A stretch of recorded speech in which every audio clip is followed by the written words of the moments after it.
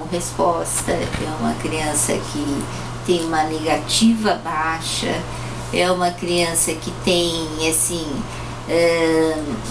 uma impulsividade. Então, quem descobre, Joãozinho, sabe? Quer dizer, ele nem espera você terminar a pergunta, ele já está dando a resposta. Ele não consegue ficar em fila, né? Então, é assim, é uma criança oposta a todas as outras que ele... Então, fila do parquinho, ele não fica. Ele já vai na frente, ele pula, ele sobe na frente dos outros. Então, são coisas que os pais já vão percebendo. Agrava quando entra na escola, agrava. Prematuridade tem a ver? Não. Normalmente existem fatores, assim, que são fatores genéticos, né?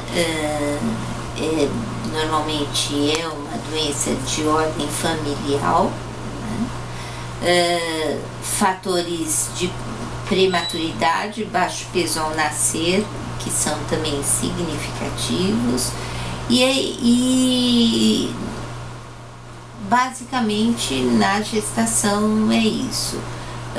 Um parto inadequado também pode gerar falhas de processamento, mas efetivamente são poucos os fatores, são mais mesmo os fatores ambientais, socioambientais, que produzem daí um desempenho maior e pior naquela criança que já tem uma falha de neurotransmissão. A senhora falou dos sintomas quando é criança e quando é adolescente. Tem algum... O adolescente é aquele adolescente insuportável, né? É o adolescente que não dá satisfação para ninguém, é aquele adolescente que se basta, né? Eu me basto e ponto. Então você acrescenta os problemas da adolescência, mais os problemas do desvio atencional. E daí você tem um caos, né? Porque você nunca sabe onde ele está, você nunca sabe se ele tem amigos ou se ele não tem. Ele se isola muito em relação a falar dele mesmo. Então, ele é uma criança, assim, um adolescente onde a autoconfiança é muito diminuída, muito diminuída. Fora isso, nós temos ainda o problema de ele ser uma isca fácil, né? Por ele ter tantos problemas e se sentir rejeitado, porque essa criança se sente rejeitada, né? Ele é uma isca fácil para o problema de droga e de alcoolismo. Então, é um adolescente muito problemático, muito. A senhora falou de questões psicológicas e de uma percepção aí que pode estar relacionado também à relação dos pais. Não tem algum fator mais objetivo, por exemplo, não consegue ler, não consegue... alguma coisa mais nisso? Não, ele é uma criança normal, normal, sem problemas nenhum.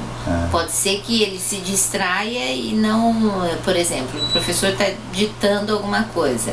Ele está distraído, ele não pega o que o professor... Mas não que ele não saiba ler ou escrever, não. Ele sabe ler. E essa é a grande diferença do TDAH e das crianças com dislexia, que não sabem ler, né? Que não tiveram o desenvolvimento da aquisição da leitura. O TDAH não. Ele lê e escreve perfeitamente normal.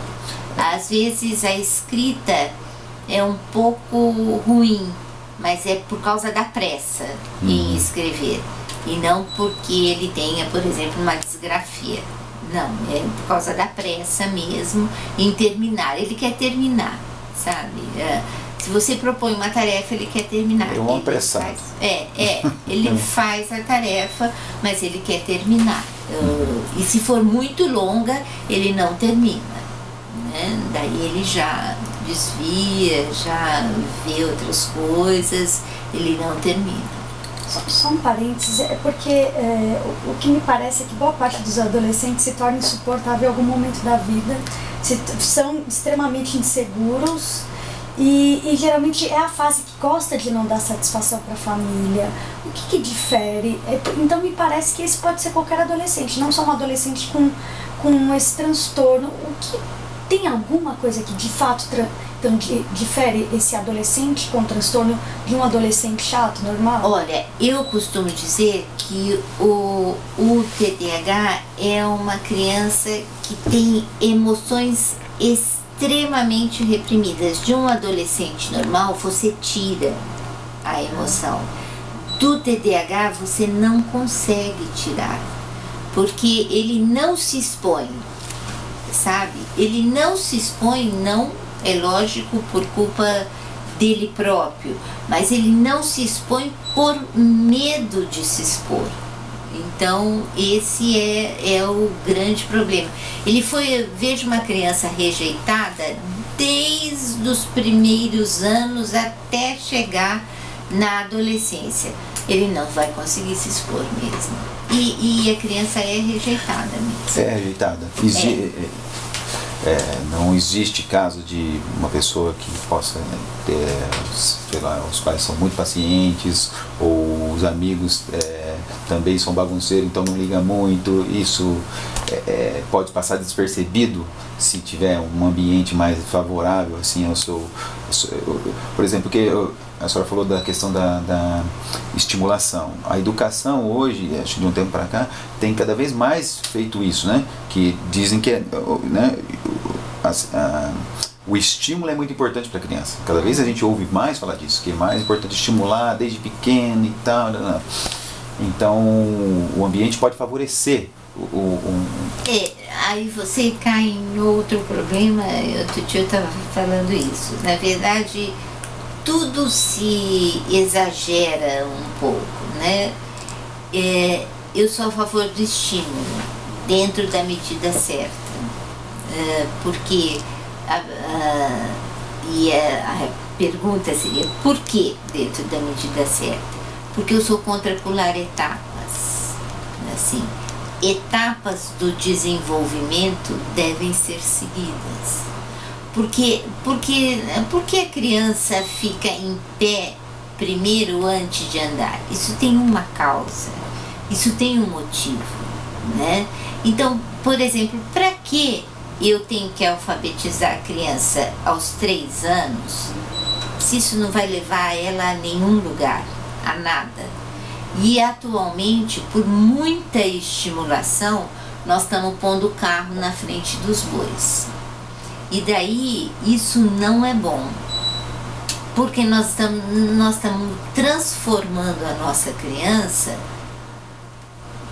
num mini adulto, e eu não sei se isso é interessante. Então, aquela criança que ela vai de manhã no Kumon, daí ela vai não sei onde, daí ela vai não sei onde, daí...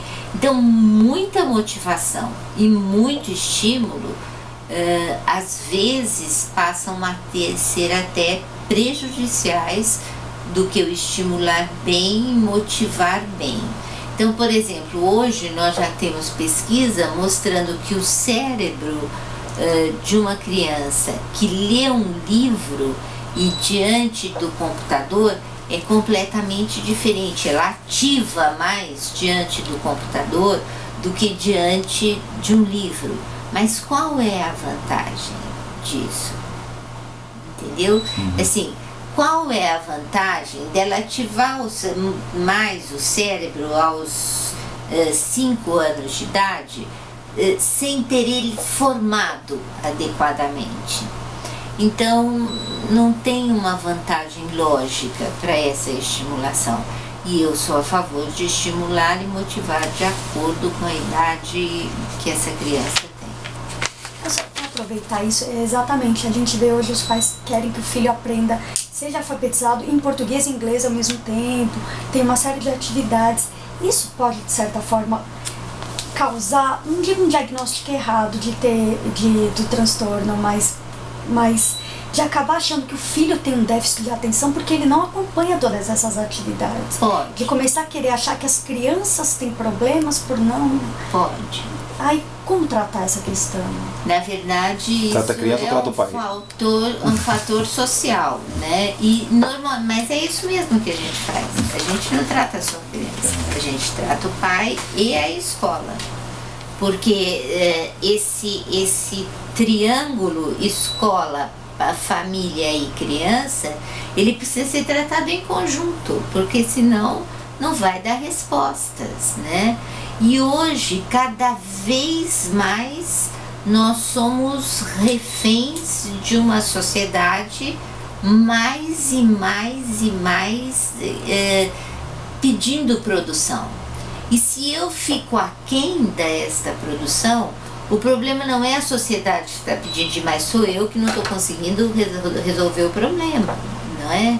Então, é esta a função que os pais colocam. Não, porque o meu filho não pode, o filho da vizinha pode. Não, seu filho não pode, porque ele está em determinado momento do desenvolvimento em que ele não pode. Agora, o filho da vizinha já passou esse momento, então ele está em outra fase. Ou em outro tipo de aquisição que o seu não está. Então isso é extremamente importante. Na verdade, tanto o TDAH quanto os outros distúrbios de aprendizagem estão intimamente relacionados ao desenvolvimento infantil e deve ser respeitado. Isso tem que ser respeitado, coisas que não se acontecem mais, né? Então hoje, uma criança de 7 anos, ela tem que saber tudo. Na verdade, ela não tem que saber droga nenhuma, ela tem que brincar. Hoje a criança não brinca, né? E ela tem que brincar, ela tem que ter curiosidade, ela tem que ter criatividade. Hoje é tudo muito pronto, muito fácil, né? E a criatividade vai cada vez mais diminuindo, a busca vai cada vez mais diminuindo. Eu entro aqui no Google, eu vejo o que eu quero, eu não preciso mais buscar. Por quê? Porque a ferramenta está na minha mão, né? E então é necessário que os pais saibam lidar com isso e dar a ferramenta no momento certo. Daí sim. Mas que se deve tratar a escola, a família, a criança. Agora, uma criança que tem um ambiente que ela é motivada a brincar e tal, a ter um espaço saudável de crescimento, né? Tem espaço para brincar e tal. Ela com TDAH, ela vai conseguir ter um aprendizado ou ter uma infância normal, ou ela não vai? Não. Ela vai ter que passar por um diagnóstico para saber se é TDAH realmente. E se for TDAH, ela vai ter que passar por o que a gente chama de intervenção. Ou seja, o tratamento de TDAH pode ser feito de duas formas, ou medicamentoso ou com intervenção. Nós usamos os dois, certo? Porque chegamos à conclusão que o medicamentoso facilita ela prestar atenção e, portanto, ela interage mais, ela faz mais, ela consegue se manter mais parada, ela consegue ficar mais tempo conversando comigo, mais tempo aprendendo. Então daí eu acho que é o caminho ideal, é a intervenção mais a medicação. Se a medicação passar a ser desnecessária, eu tiro a medicação e ela continua com o processo de intervenção. O que é a intervenção? A intervenção é assim, é fazer com que ela adquira tudo aquilo que ela não adquiriu. Onde? Né? No consultório? Não, a intervenção precisa ser feita de novo nos 3 blocos. Na criança, na escola e na família. Né? porque no consultório ela fica 50 minutos só. Então o profissional ele vai orientar, ele vai à escola, ele vai à família, e daí assim, em alguns casos até ele fica observando como a família reage em relação a determinados comportamentos da criança e como o professor reage a esses comportamentos. Esse profissional é um psicólogo?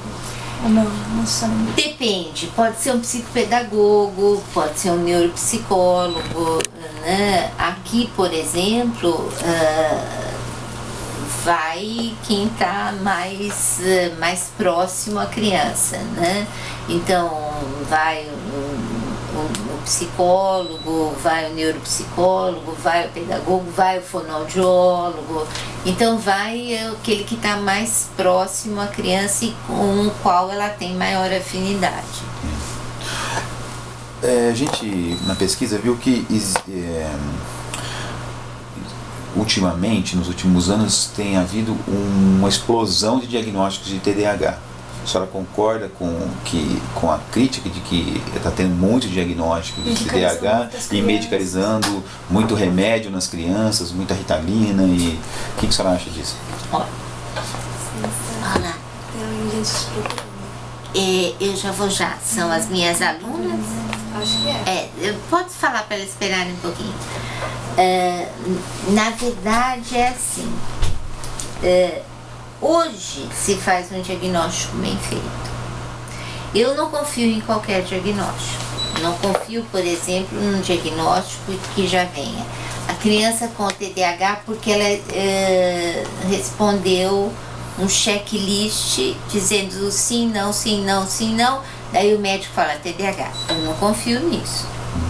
Para mim, um diagnóstico tem que passar por todas as etapas, pelo neurologista, psiquiatra, fono, pedagogo, né? Para que daí a gente sente e firme o diagnóstico de TDAH. Por isso é que nós somos um centro de referência, acabamos de ganhar o título, mas não é em todo lugar que é assim. E tem a pesquisa de neuroimagem também, não? Temos diagnóstico com neuroimagem só para pesquisa, né? Porque o diagnóstico é clínico. É clínico.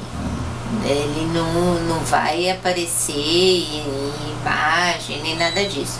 Ele é um diagnóstico efetivamente clínico.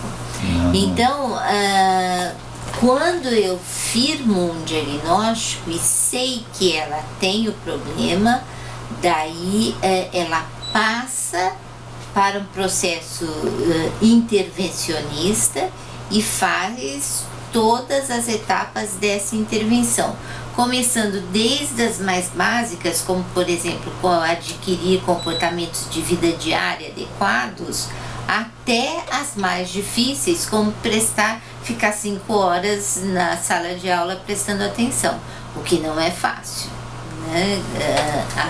Vamos e venhamos, nós temos uma escola ruim, muito ruim, que em vez de melhorar os problemas aumenta, né?